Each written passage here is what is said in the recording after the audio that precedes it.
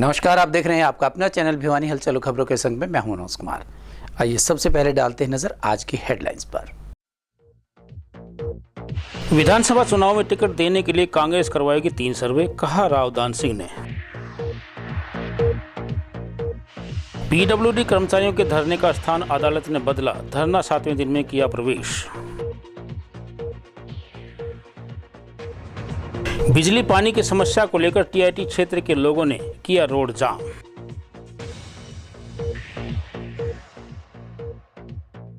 धनाना नवासी युवक की ट्रैक्टर दुर्घटना में हुई मौत।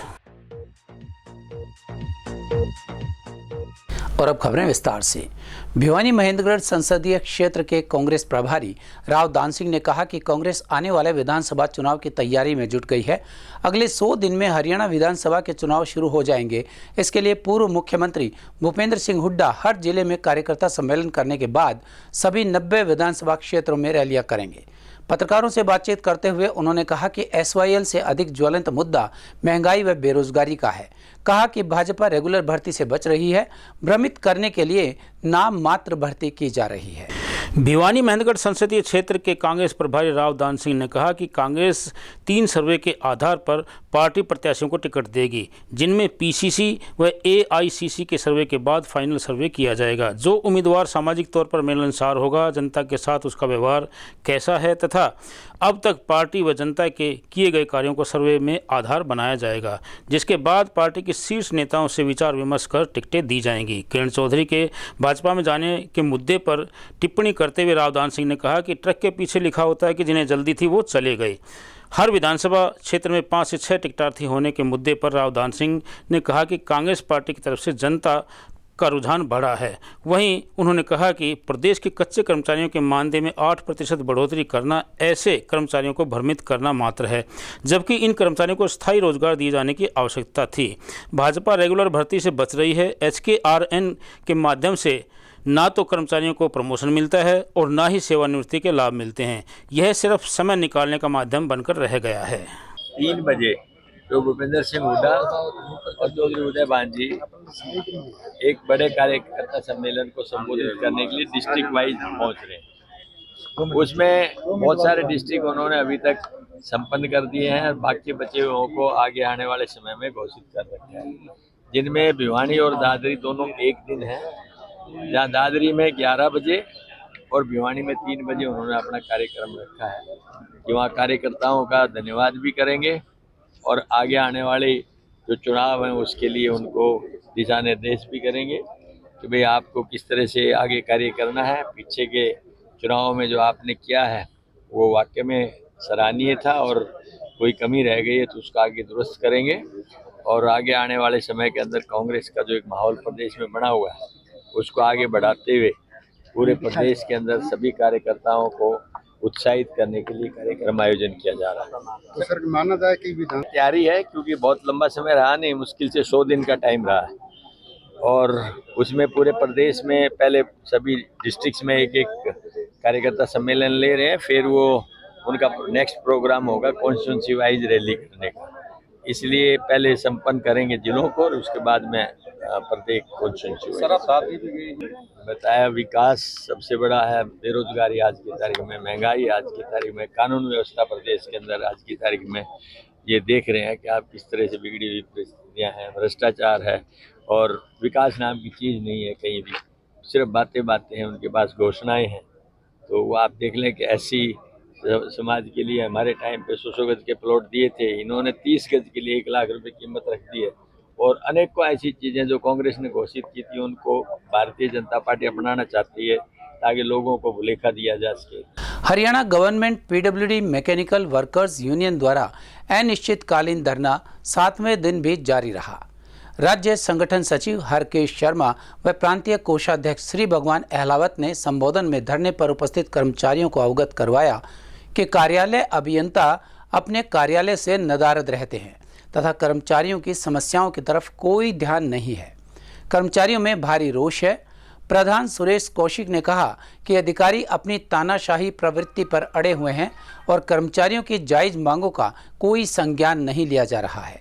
धरने पर बैठे जिला प्रधान सुरेश टोनी व राज्य कार्यालय सचिव राजकुमार सेन ने कहा कि अधिकारी ने अपनी तानाशाही नीति लेकर कोर्ट का सहारा लिया तथा धरने का स्टे 200 मीटर दूर करने अपने कार्यालय से दूर करवाना चाहते थे, परंतु यूनियन के शिष्टमंडल ने अपने पक्ष से वकालतनामा देकर जज से प्रार्थना करके धरने का स्थान कार्यालय से 100 मीटर का दायरा करवाया तथा संगठन ने 7वें दिन भी धरना जारी रखा। उन्होंने बताया कि जब तक मांगों व समस्याओं का समाधान नहीं किया जाता है तब तक धरना जारी रहेगा। शहरी ब्रांच के प्रधान जयकिशन शर्मा ने कहा कि अधिकारी कर्मचारियों की जायज़ मांगों की तरफ कोई ध्यान नहीं दे रहा है। संगठन ने उनके इस रवैये की घोर निंदा करते हुए चेतावनी दी कि अगर मांगों को जल्द से जल्द समाधान नहीं किया गया तो धरना अपना रुख रूप ले लेगा। हमारी मांगों के प्रति आज अनिश्चितकालीन धरने का 7वां दिन चल रहा है। आज इस अधिकारी ने हमारे विरुद्ध कोर्ट में जाके न और स्टे ले आए थे भाई 200 मीटर की न एप्लीकेशन लगाई थी। हमारे संगठन ने भी वहाँ जाके वकील साहब मिलके न और हमारा 200 मीटर का ऑर्डर कर दिए। उस 200 मीटर पर वहाँ से हम हमारा धरना बुला के 200 मीटर पर यहाँ ले आए।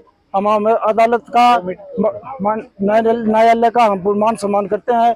उनका आदेश पर अब हम यहाँ आके धरना देंगे। इस अधिकारी का समझ में आ नहीं रही, हमारे कोई नाजायज मांग नहीं है। जायज मांग से इतनी भीषण गर्मी के अंदर पब्लिक परेशान, कर्मचारी परेशान, पूरा महकमा ने परेशान कर रखा है। आरामदारी से अपना बातचीत करो, संगठन के साथ मिलकर ना बैठ के टेबल पर बैठ के बातचीत होगी।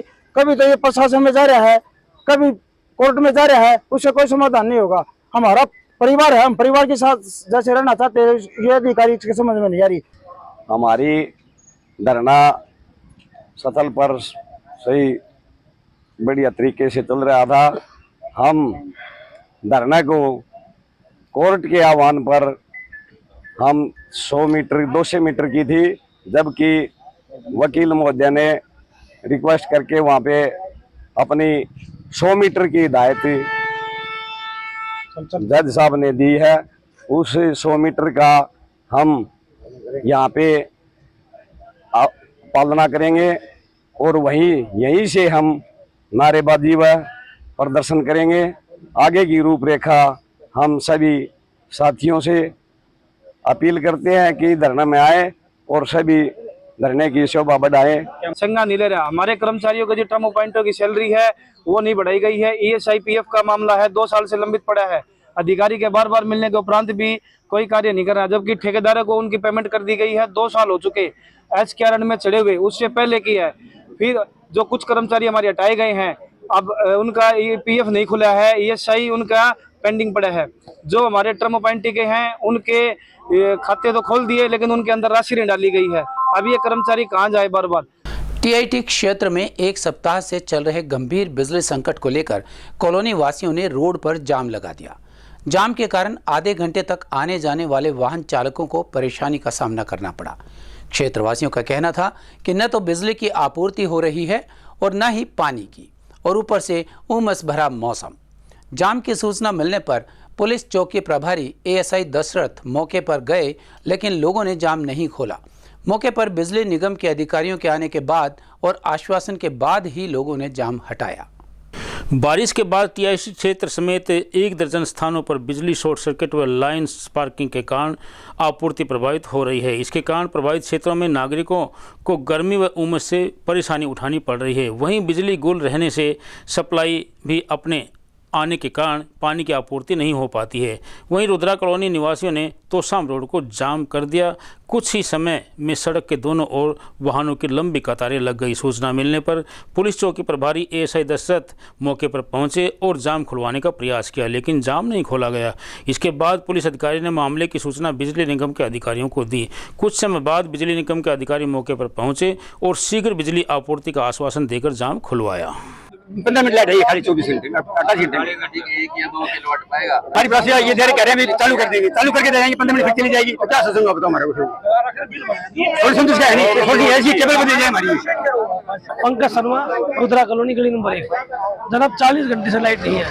ट्रांसफार्मर 2 बार रखवा लिए, समस्या केबल की है, और जब तक केबल नहीं लगेगी ना परेशानी ज्यादा रहेगी। हमारी रिक्वेस्ट ही है प्रशासन से, कोई केबल चेंज कर दे और हमें निजात दिला दे लाइट से। 6 महीने के बच्चे हैं घर में, परेशान हो रहे सारे। हमारी यही हाथ जोड़ के गुंजाइश है, हमें जाम लगाने से और घर से कोई में पब्लिक परेशान से हमें कोई मतलब नहीं है। देखो आईडीओ साहब ने एक ही बार कह के ट्रांसफार्मर रखवा दिया था। और मैं यहाँ रुद्रा कॉलोनी गली नंबर 1 में रहता हूँ। इस गली की समस्या ये है कि 3 दिन से लाइट नहीं है। ये जोड़ के जाते हैं, टेम्परेरी व्यवस्था कर देते हैं और थोड़ी देर के बाद फिर लाइट उठ जाती है। ये ट्रांसफार्मर रखा है, ये ट्रांसफार्मर रखा है, 10 दिन पहले बदला था, वो फिर जल गया। अब ये लगाया तो केबल सड़ गई, ये केबल जली पड़ी है सारी। वो कह रहे हैं अभी क्रेन आएगी, वो आएगी आएगी, बहानेबाजी के टाल देते हैं। आगे ऑफिस में जाते हैं, वो कहते हैं केबल जली है, आपके घर भी जलेंगे। हम नहीं कहते कुछ भी। केबल जली हो गई थी, इनकी केबल कल चालू कर देगी, तो उसके बाद फिर 2-3 घंटे बाद 15 मिनट चलिए कैसे बात कर। तो जो अभी इनका है सप्लाई टेम्परेरी, जितनी केबल हमारे पास है उससे अवेलेबल लेके सप्लाई इनके चालू कर देंगे। और जो इनका एक एडिशनल ट्रांसफार्मर का भी हमने पास कर रखा है, जो कि हफ्ते 10 दिन में लग जाएगा। तो लोड डिवाइड करने के बाद और इनका केबल का भी एस्टिमेट भेज रखा है ऊपर, जैसे बात करके इस चीज को जो अभी दिखा के ऐसा ऐसा चीज आ रहा है, आप हमें जल्दी एलोकेट कर दो और ना दिक्कत हो जाएगी। 1 घंटे में अंदर 1-1.25 घंटे में। पिछले 2 दिन से बिजली की समस्या थी। बिजली विभाग द्वारा नया ट्रांसफार्मर कल लगाया गया, उसका कुछ काम बाकी था। बिजली की सप्लाई ना आने के कारण जाम लगाया गया था और जाम आंशिक रूप में जाम था। 5-7-10 मिनट के दौरान ही बिजली विभाग के कर्मचारी वहाँ मौका पर बुला लिए गए थे और जाम खोल दिया गया था। किसी प्रकार की कोई असुविधा। जिले के गांव संडवा स्थित गौशाला में मिट्टी में धंसे ट्रैक्टर को निकालने के दौरान गौशाला में कार्य करने वाले कर्मचारी की मौत हो गई। प्राप्त जानकारी के अनुसार सुमित वहां मिट्टी डालने का कार्य करता था और इस दौरान ट्रैक्टर मिट्टी में धंस गया। मिट्टी से निकाले जाने के दौरान ट्रैक्टर आगे से उठा और सुमित की गर्दन पर ही आकर गिरा। इसके कारण सुमित गंभीर रूप से घायल हो गया। अस्पताल ले जाने पर चिकित्सकों ने उसे मृत घोषित कर दिया।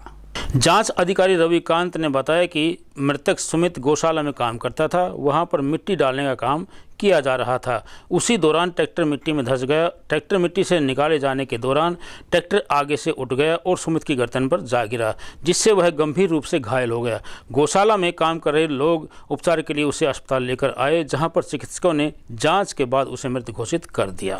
सुमित पुत्र राजवीर धनाना करने वाला है। गाँव संडवा में गौशाला में ये काम करता था। वहाँ पर कल 4 बजे के आसपास मिट्टी का ट्रैक्टर और ट्रॉली धंसने के कारण ट्रैक्टर अचानक पीछे से उठा और गर्दन के साइड से कुछ जो था टूटे अभी इसके। तो अभी उसके ऊपर नहीं जा रहा हूँ मैं। अभी 194 BNSS में कार्रवाई की है। डॉक्टर साहब से पोस्टमार्टम अभी होना है। इसके 28 साल उम्र है। अभी बच्चा एक लड़का है इसके शादीशुदा। और अब एक खबर चलते चलते, हरियाणा में भाजपा विधानसभा चुनाव जीतने के लिए सरकार में रहते हुए हर संभव प्रयास कर रही है। प्रदेश में नेतृत्व परिवर्तन के बाद नए मुख्यमंत्री नायब सिंह सैनी ने घोषणाओं की झड़ी लगाई हुई है। ऐसा कोई वर्ग नहीं जिसे रिझाने का प्रयास नहीं किया जा रहा हो। भाजपा से तेजी से पलायन कर रही SC और BC वर्ग को लुभाने का भी पूरा प्रयास किया गया है। मुख्यमंत्री नायब सिंह सैनी ने पिछड़ा वर्ग के आरक्षण में 15% से 27% बढ़ोतरी कर और क्रीमी लेयर की सीमा 6 लाख से बढ़ाकर 8 लाख रुपए का ऐलान किया है। इस फैसले से पिछड़ा वर्ग के युवाओं के शिक्षण संस्थानों में अधिक दाखिले हो पाएंगे। साथ ही सरकारी नौकरियों में भी अधिक से अधिक युवाओं को नौकरी के अवसर प्राप्त होंगे। प्रदेश में इस समय लगभग 2.25 लाख सरकारी पद खाली पड़े हैं। इस समय सरकारी स्वीकृत पदों में पिछड़ा वर्ग का 65,000 से भी अधिक पदों का बैकलॉग है। अनुसूचित जाति का लगभग 62,000 बैकलॉग है। इस प्रकार वर्तमान में अनुसूचित जाति के आरक्षित पदों की बात की जाए तो तृतीय श्रेणी में अभी केवल 12% पद भरे हुए हैं, द्वितीय श्रेणी में केवल 10% और प्रथम श्रेणी में लगभग 7% ही पद भरे हुए हैं। चतुर्थ श्रेणी में तो केवल 4% पद भरे हैं। चतुर्थ श्रेणी के स्वीपर के पदों पर तो अनुबंध के आधार पर कर्मचारी लगाए हुए हैं। इन पदों पर कोई भी नियमित कर्मचारी नहीं है। खाली पदों के मुकाबले हरियाणा कौशल रोजगार निगम लिमिटेड के तहत या तो सीधे विभागों के जरिए लगभग 1,18,000 कर्मचारी बहुत ही कम वेतन में काम कर रहे हैं। हरियाणा रोजगार कौशल निगम की भर्तियों में अभी तक किसी प्रकार का आरक्षण नहीं दिया जा रहा है, जबकि पूर्व मुख्यमंत्री मनोहर लाल बार बार सार्वजनिक मंचों से कहते थे कि हरियाणा कौशल रोजगार निगम की भर्तियों में पिछड़ा वर्ग व अनुसूचित जाति के युवाओं को आरक्षण मिलेगा। ऐसे में सरकार की मंशा पर सवालिया निशान उठना जायज है। सरकार पिछड़ा वर्ग व अनुसूचित जाति के हित में लिए गए निर्णयों को लागू करने में दृढ़ इच्छा शक्ति और ईमानदारी दिखाती है तो यह निर्णय सिरे चढ़ सकते हैं। और अब जाने से पहले एक नजर आज की हेडलाइंस पर। विधानसभा चुनाव में टिकट देने के लिए कांग्रेस करवाएगी 3 सर्वे, कहा राव दान सिंह ने। पीडब्ल्यूडी कर्मचारियों के धरने का स्थान अदालत ने बदला, धरना 7वें दिन में किया प्रवेश। बिजली पानी की समस्या को लेकर टीआईटी क्षेत्र के लोगों ने किया रोड जाम।